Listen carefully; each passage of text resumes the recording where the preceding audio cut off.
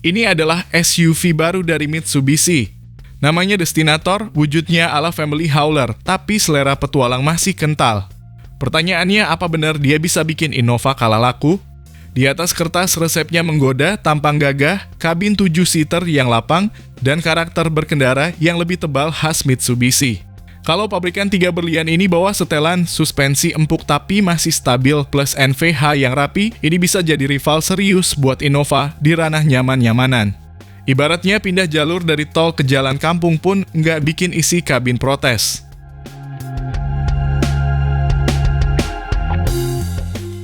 Soal irit, kuncinya ada di pilihan mesin dan tuning transmisi. Kalau Destinator datang dengan opsi mesin modern dan baru yang matang, peluang ngagetin konsumsi bensin Innova terbuka lebar. Fitur, wajib hukumnya ada selengkap Captain Seat yang beneran enak diduduki, pendingin baris belakang yang niupnya konsisten, dan head unit yang nggak bikin emosi.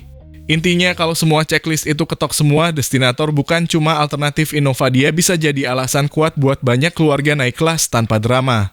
Lalu pertanyaan, apakah Destinator sanggup menghalangi laju Innova di Indonesia?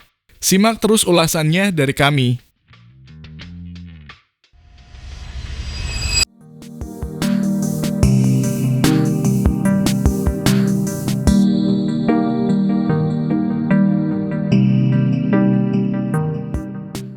Halo semua, selamat datang di channel Oblitz. Langsung aja kita mulai dari yang bikin penasaran mesinnya.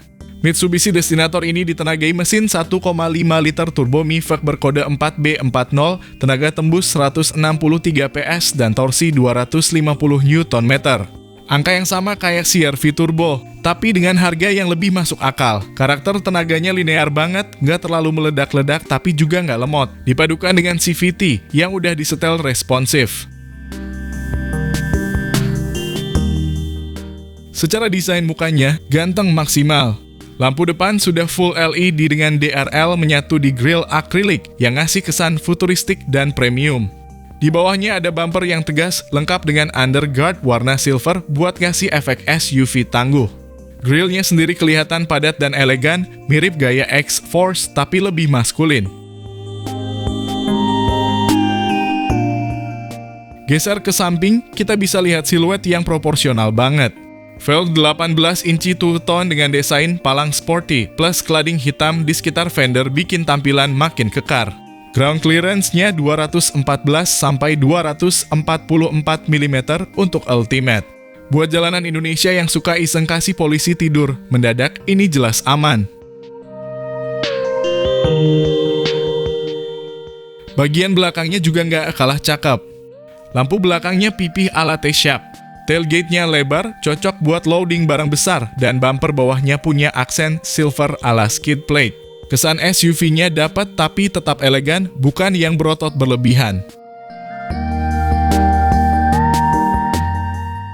Masuk ke kabin, ini yang bikin kita mengangguk-angguk setuju. Interiornya clean dan modern.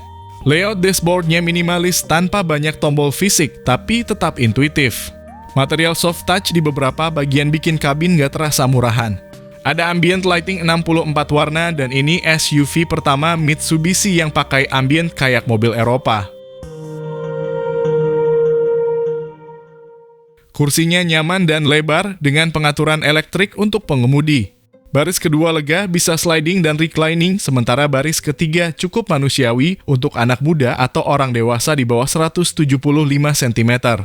AC triple zone bikin semua penumpang adem merata. Ada panoramic sunroof juga yang bisa dikontrol dari layar, bukan tombol fisik. Gokil!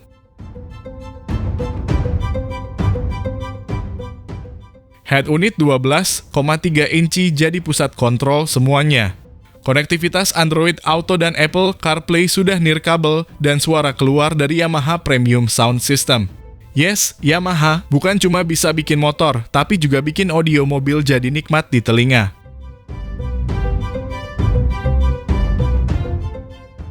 Fitur banyak, mulai dari auto hold, electronic parking brake, kamera 360, wireless charging, power tailgate, hingga air purifier bawaan pabrik. Untuk ukuran SUV harga segini, fitur-fitur ini bikin rival dari Jepang jadi kelihatan pelit. Sistem keselamatannya juga nggak main-main. Ada paket lengkap Mitsubishi Safety Sensing yang meliputi Adaptive Cruise Control, Blind Spot Warning, Rear Cross Traffic Alert, hingga Forward Collision Mitigation.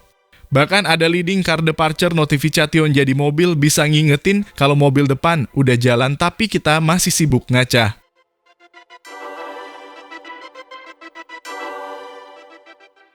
Ada 5 driving mode: normal, wet, tarmac, gravel, dan mud. Ini ngasih impresi kalau mobil ini bisa diajak lebih dari sekadar city driving. Emang sih belum all-wheel drive full, tapi ada teknologi all-wheel control yang bantu traksi saat kondisi jalan tricky.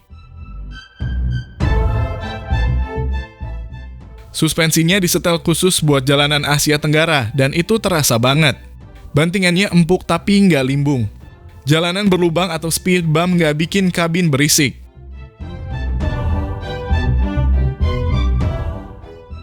Build quality-nya solid, panel nggak ada yang bunyi-bunyian aneh. NVH alias Noise Vibration Harshness juga terkendali. Di kecepatan 100 km per jam, kabin masih senyap. Kaca ganda di depan juga bantu redam suara luar. Di sini terasa effort Mitsubishi menjaga kualitas meskipun unit ini dirakit lokal. Varian yang ditawarkan ada 3, GLS, Exit, dan Ultimate. Harga resmi belum diumumkan saat video ini tayang, tapi estimasi mulai dari 400 sampai 500 jutaan. Dengan segala fitur yang ditawarkan, ini bisa jadi game change di kelas SUV 7-seater. Secara segmentasi, ini mobil berada di tengah-tengah antara Xpander Cross dan Pajero Sport. Bisa disebut sebagai jembatan buat keluarga yang pengen naik kelas dari MPV, tapi belum siap ke SUV ladder frame. Disinilah Destinator main cantik.